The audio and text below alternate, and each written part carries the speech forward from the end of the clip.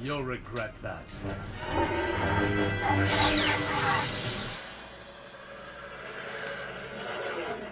Florum. Guess we're in the right place. The wrong town? Florum, is that what they said? Yeah. Like Flim, but not. How'd you think of that? I was thinking decorum. R2, finish reassembling Master Huang, will you? I hate to see him like this. I'm backwards! Kenobi, you stay with the ship. And who put you in charge? We're going to need to make a quick escape. And you were the only one that had flight simulator training at the temple. Seeing as you put it like that. So he's a charmer. Somebody else said that. Yeah, we definitely made the wrong call, though. I don't see anything. There's no one. Are we sure we even landed near their base? Well, we couldn't land too close, could we? Sometimes I think he sounds like Greg Sipes. Strong power source. That way. What? Oh, I really thought the guy in the back was talking. You have no idea how we're going to get inside and find Ahsoka. I'm working on it. I mean, he may have been at the time, but Yeah, his voice, I think sometimes it sounds like it's reminiscent, but like it could be him Sipes doing just- a different performance. maybe. But I thought we looked at this. Okay, I think we did too. I just Yeah. You know the Republic won't pay a ransom for me, and the Separatists can't be trusted. They'll betray you and kill us both. The Separatists are no friends of mine. Don't ask me why, but Dooku holds such a grudge against me since our little I held him hostage affair. I have my sights set on more nefarious criminals than I. A businessman who will pay handsomely for a Jedi. A female Jedi at that. You don't scare me, Hondo. General, the fuel barrel! Right!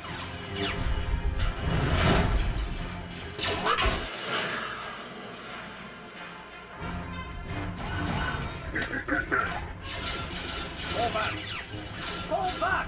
This is General Kenobi. Abandon ship. Sir, Oh, should ship? stay in point. We can't lose the ship now. Cody, the ship is already lost. You and I are going to give Grievous a little parting gift. R5 unit. yeah. The side of the ship says Priego's Traveling World of Wonder. They're a traveling carnival act. Faster, you lazy creatures, faster! Oh, Hondo will be furious if we're late. The Doug? You hear me? Doug. Is that a Doug? I didn't see him. Hey, hey, hey! Yeah. The It is a Doug. What are you doing? I said faster, not stop. Are we to understand you are on your way to the pirate stronghold? Yes, what's it to you? Sir, our ship crashed and we've been stranded. But our misfortune is to your benefit. We are acrobats, entertainers. We would love to join your act and travel with you to your next destination. All of you wish to join my act, huh? Right. You would like to come with us when we go to entertain Hondo and his pirate horde? Very much so. Oh, no. I'm sorry. The pirates are an unforgiving audience. I couldn't... How did you... Oh, my. Artist. True artiste, young man. I think it's funny he's got that mustache. It doesn't look like hair. It's just It's like like, extensions of his skin. yeah, it's kind of disgusting. But Sabalba, he had those whiskers that were the same thing, weren't they? I think, but they weren't like that. No, they were that thick. General, we have secured the ship. Excellent. Waste no time and give me I want to know why he's a general, but he's an admiral. Admiral.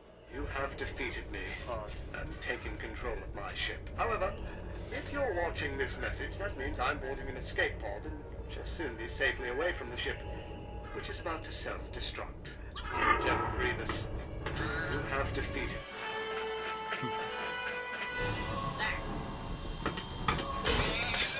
Oh no! It's crazy that there's a self-destruct button. You know? Hondo didn't recognize these keys.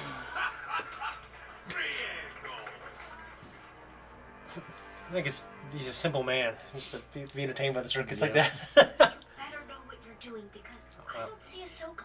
I, Priego, your humble servant, have searched far and wide, O illustrious Now I'm reminded of the Bug's Life. It's been a while. They pretend to be this little carnival act I for remember the that. grasshoppers. Yeah. Cut off their heads like I did your last time. You remember those guys? You are a brave man to come before me again. Where is my Jedi? I would hate for her to miss the show, which I'm hoping will be better than last To have time. her unbound, though, is pretty risky for him. Excellent.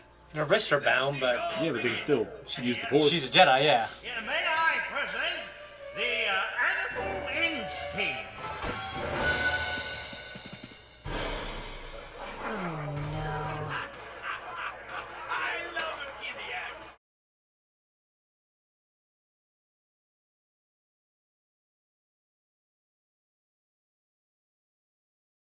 That's impressive. Most impressive. Yeah. What is this business? Yeah, I believe he wants you to be a part of the next stunt. Oh, that's it now. Come with us. Which Just think one of, you said? I imagine him being the kind of guy that would have ugly Twi'leks.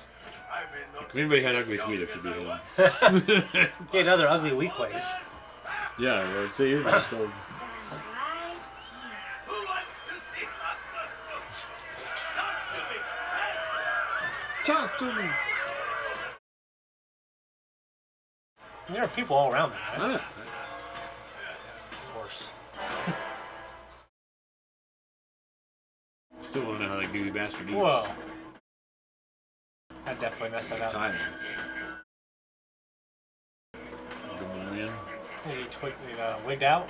Wigging out? You guys shouldn't be here. Don't worry. We have a plan. I think. I'm flying.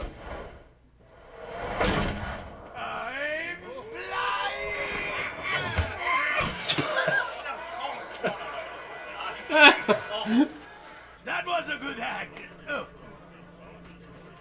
It says bleeding Jedi, kids. What? The children are Jedi. Oh. That guy looked like he's about to fall over. They're all drunk. Look at him. Oh. We've got to run for it. God, those blasted kids have screwed everything up. You could have screwed up their whole act. That's an honest gig.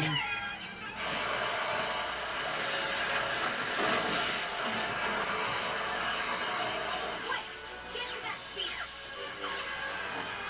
Get us out of here. Ooga booga mask. I know how you feel. You lost your master, and I lost my Jedi. I'd be afraid the thing would eat me. Yeah, I was kind of wondering if it was going to. I was Yeah. waiting for it. How do you feel? Better now. Thank you. Disobeyed orders. Well, I've learned from my master that sometimes doing the right thing means bending the rules. Yeah, well, I wonder if she thinks differently about that later on. yeah, he bends them pretty far. Breaks him later. Yeah, he just fucking but not just breaks them, he abandons them. I thought it was good. It's alright. That was good. Yeah. Yeah, I mean, it wasn't. I mean, for what it's trying to do, it's trying to have these 4 kids and like basically their own little storyline, and I think it's entertaining for what it is. You know, I do think the Carney stuff is a cool little as an adult. Yeah, I know a guy though that's a Yeah. carny, or he. Well, I'm sorry, I keep saying that, but he was a carny at one time. Was he but now? He works where I work. Okay. He's a fucking great guy. Yeah. Good at what he does. Hard worker. Very dedicated to Yeah. the business, and shows up before I do and leaves way after most people and works weekends and Yeah. just outstanding guy. Well, to me, actually, that was one of the more impressive parts of the episode. Was just when they always introduce, Star Wars is always like a mirror version of our universe. So every time you see something, George always thought was cool was when you see, oh, like that's their version of milk. That's like there's their version of a carnival. You know what I mean? Yeah, well, I mean, I don't know if I ever always viewed it as like a mirrored version, but I do think that, I don't know, we growing up always watching Star Wars, we lifted wisdoms from it Yeah. and applied them to everyday life here. Yes. But I feel like there are instances where a lot of the technology has gone into the creation of a lot of Star Wars tech. So you mentioned the ice cream maker thing. Yeah. People have mimicked and brought into. Well, they just go find that really hard to find ice cream maker just to cosplay. Yeah. Yeah. But you have that. You have the fact that flashlights and World War II rifles and like what do you call it? Ordnance. Yeah. Is used to make all of the weaponry in the original trilogy and shit. Yeah. And so, I get it. Well, and like Filoni and Favreau, they took the ice cream maker and because it's supposed to be like a little vault. So like when in the Mandalorian, like that guy, I can't remember that guy that Warner Herzog, whatever his name is. He's a director. Yeah. We talked about that. Yeah. Like the thing, like the payment. I mean, it was a cooler version. You know what I mean? Because they made it look one of those little vaults that had the payment in it, right? Yeah. So I can kind of even get behind like how Favreau and Filoni, who grew up with that, they taken it, found it, and made it cooler. Yeah. You know? No, I get that completely. I mean, I get the fandom. I just fell out of it, but I get the fandom and how everyone bounces back and forth off of one another. Mm-hmm. And I love it. I respect it. I'm just not part of it. I get it. I can, but I would love it and respect it though. Yeah. But I love that and respect it about a lot of things. Like I don't have a fandom. Yeah. But I can appreciate now not having one. I can appreciate it more than other people do. I understand that. So I'm glad that you love these things. I appreciate the fact that you loved it more than I appreciate the thing. No, I get that. What did you think of like Hondo in this episode? And they're just all alcohol. He's just drunk. Well, yeah, they're pirates, man. Well, I know. They do. Well, the idea that like it's the stereotype. Before Clone Wars, we only really had an instance one time in episode 4, and one time in episode 2 where we have like a bunch of like some drunk people. Yeah. So it's kind of interesting that we're just in a room full of them and you've had really bars, part of the plot. Taverns. Like, it's always been there in Star Wars ever since episode 4. Yeah. When it first broke out, but they just didn't. I think they didn't really. 5 and 6 didn't have any. Well, no, but the very first episode we saw, anybody saw on screen. Yeah. They were in a tavern. And then 2, obviously, in Coruscant. Yeah, so it's been there.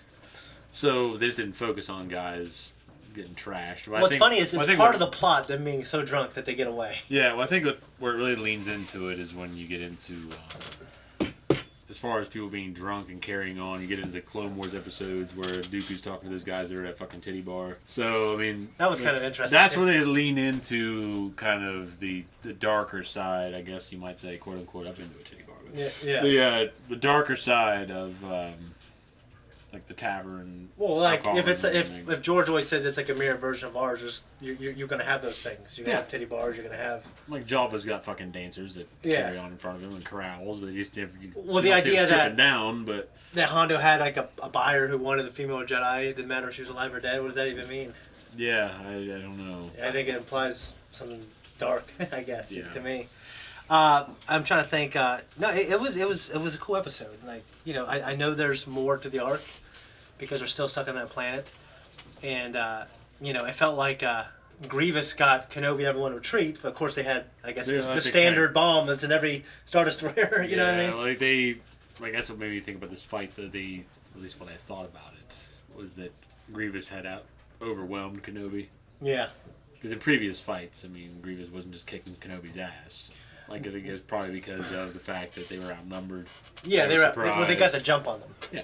Which is always, people get the jump on me. That's how most battles have ever been won. I know. So, it's just I want them just to get in the ring and just decide and no weapons. Well, that's a sport. I know. It's sports. It's not war. That's never been how wars are won. Well, I mean, but to your credit, that's what he did. And that's why they were able to have the advantage. But, of course... in Star Wars and Clone Wars. I don't particularly like it character to character. Yeah. But I do know that that's how wars are won. No, yeah. Like until Clone Wars, they don't usually the good guys kind of win. In episode 5, in episode 3, they kind of don't. And then 5 and 3. But this shown that sometimes like there's a ton of battles in this war, and sometimes the bad guys win. And, I think in the old canon, like, the Separatists were actually pushing the Republic to the brink. Yeah, I know, but they never really showcased that.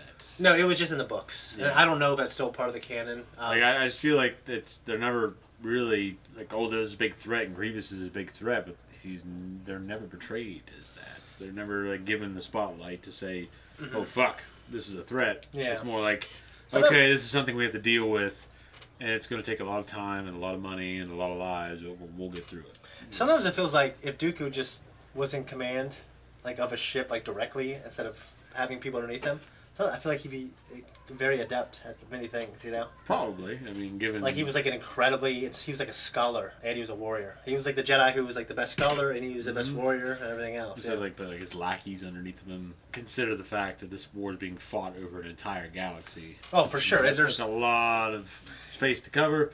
Even like the benefit of having like multiple seasons of the Clone Wars and books, like sometimes it's because like I live on Earth, it's hard to process like the scope of a galaxy-wide conflict. Yeah, it's almost like I guess Inhumans are really bad at processing big numbers, anyways.